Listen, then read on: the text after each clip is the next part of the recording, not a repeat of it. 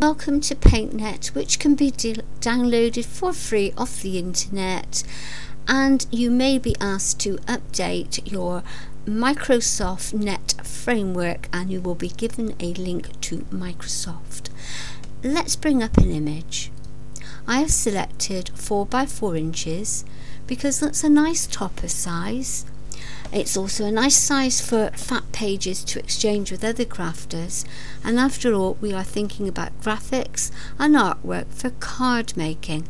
However, in this program there are lots of options here to alter the graphic you've created or photographs.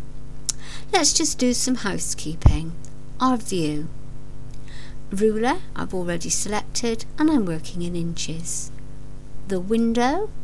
The translucent effect is for the floating windows, but I need them solid for this demonstration, otherwise you can't see them in the program I use to record. So we have tools, we have layers, and we have colors selected. Up here is the icon of the graphic that we're currently working on, which is this plain white background. So let's do something with our plain white background and select a pretty blue. Here's a blue, our pour and fill tool, and this rather nice gradient effect. Click it and then just wiggle it around, and you can just get some lovely variegated gradient effects only in the one colour. Right, well that was our background layer 1. Let's bring in a graphic. Go to a folder and locate your graphics. At this point I would say to you, put all the graphics you're going to use in a separate folder which you have copied. Do not work on your originals, because if you inappropriately save them they will be lost. Right, let's go into edit and let's select our graphic. And we need to take out this white background, because when we put that white background on our first image that we created, we're going to have the white outline. And this is what a graphics program is all about, altering images. So what we're going to do is select the magic wand, click the background, hit our delete button, and we've now rendered it to a transparency. What we need to do now is to copy that. Select all and then copy. What I'm going to do now is delete the original but save it as original, and it's gone back to the folder. Meanwhile, the created image with the translucent background is held in clipboard, so I go to edit and I paste this new layer, and there is Ho Ho Ho, and we're going to drag Ho Ho Ho to the middle. As you can see, we didn't want that border. I'm now going to deselect that layer, that image in that layer. So that's on layer 2. Now I'm going to bring in layer 3. I can create layers, or I can, when I import graphics, I can give them a layer. So let's go back to my graphics. I'm going to bring in piece. Now when you see this graphic, it's already got a transparent background, so I know it's going to layer nicely. So again, select all, copy. I don't want it, I'm going to put it out of the way, get rid of it, back to the folder, and now I'm going to use the clipboard and paste as a new layer. So our bird is in a new layer. When this one was originally created by me, well, not the graphic but the translucency, I took too much of the bird out, so I really need the bird on a white background or it looks a little bit lost. You see how that layers over the other image? I can drop that behind it, so that gives us 3 layers. Now I'm going to bring in a layer to place on top to cover it, and the reason for doing this is many people have asked about working with graphics and how you can merge images, and usually merging is placing one on top of the other, and in this program it has to be the biggest at the bottom and then rubbing away. So here's an image I made earlier, as they say. Go back, and in here I have this image, and I called it foreground, and it was created like the first image when we started. Again, and with that, you don't have to have solid colour. There are options for patterns when you create your background with the pour and fill tool. So it's edit, select, copy. I'm going to disregard it again. I want to work with my original image, and I'm now going to place that image on top.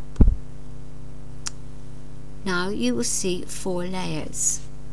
Now you can see the 4 layers. Now what I'm going to do now is take the rubber. Now from previous experience of testing this program out, not a little dabble, I selected 50, and now you can rub away.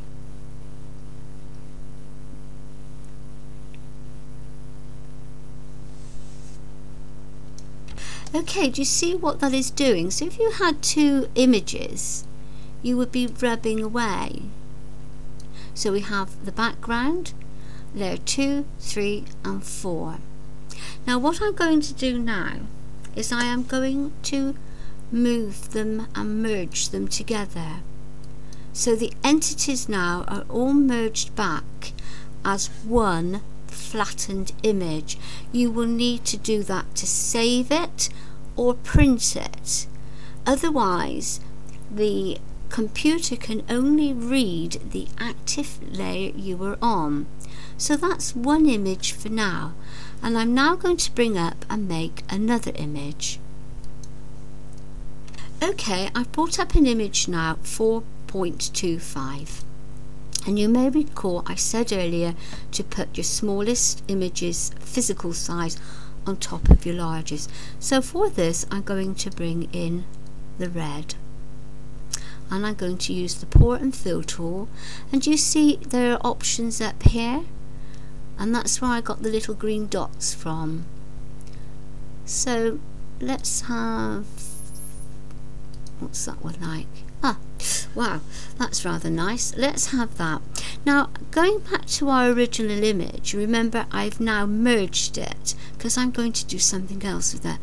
I'm going to select all, I'm going to copy, I'm going back to the red image, and I'm now going to paste the original image on top. Okay. So now I've given it a layer behind it, the biggest at the bottom. Just to quickly cover text. Okay, keeping with our red, because it's already selected, we will have a text box. Again, you can select all the various fonts and the sizes and smooth or sharp and bold. What I would say about text boxes,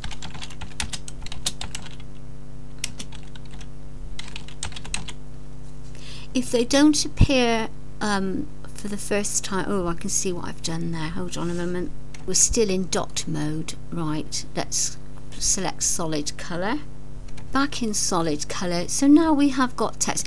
If the text does not appear when you first install the program, reboot your computer.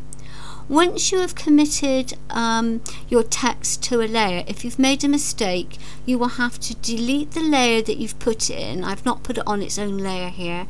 Just delete the layer, make a new layer and put the text in again. Again, if I want to print or copy this to another layer, or save it, I need to flatten it so the computer knows it's just one image, it's just one thing to see. This program actually prints as a graphic, So if you want to print it directly onto a card, you'll have to save it and then take that graphic to another program. Word, you can make cards with Word, or any of your other card making programs. Bye for now. Hope you enjoy. Bye for now.